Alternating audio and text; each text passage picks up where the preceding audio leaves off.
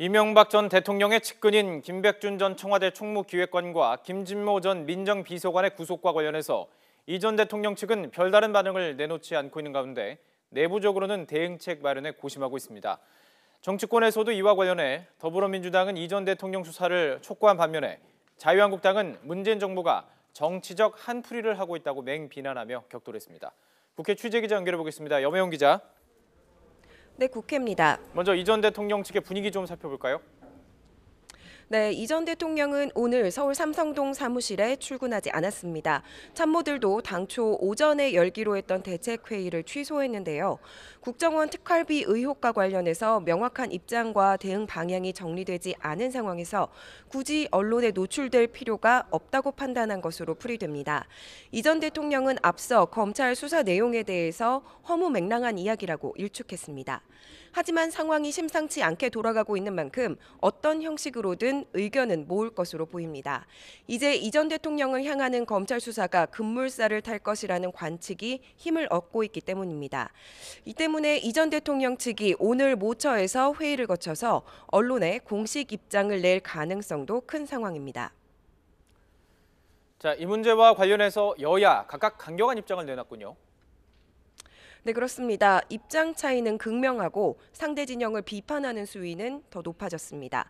더불어민주당은 검찰이 이제 본격적으로 윗선 수사에 착수해야 한다며 이 전 대통령을 정조준했습니다.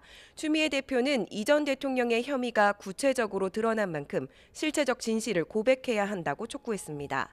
특히 김성우 전 다스 사장이 다스의 설립에서부터 인사까지 모두 이 전 대통령이 지시했다고 진술한 점을 강조하면서 부정축제의 적폐를 해소해야 한다고 밝혔습니다. 법망을 빠져나갈 풍리만 하는 것은 한 나라의 대통령답지 못한 꼴사나운 모양새이고 독재자의 관계기관 대책회의가 연상될 뿐입니다. 국민의당 안철수 대표는 이 문제는 정치적 사안이 아니라며 수사를 통해 진실을 규명해야 하는 만큼 정치 공세를 중단하고 사법부에 맡겨야 한다고 말했습니다. 반면 자유한국당은 문재인 정부가 전직 대통령 모두를 법정에 세워 정치 보복을 하려 한다며 목소리를 높였습니다. 김성태 원내대표는 노무현 전 대통령이 당했던 것처럼 이 전 대통령도 검찰 포토라인에 세우고 말겠다는 기획수사라고 주장했습니다. 촛불 정신이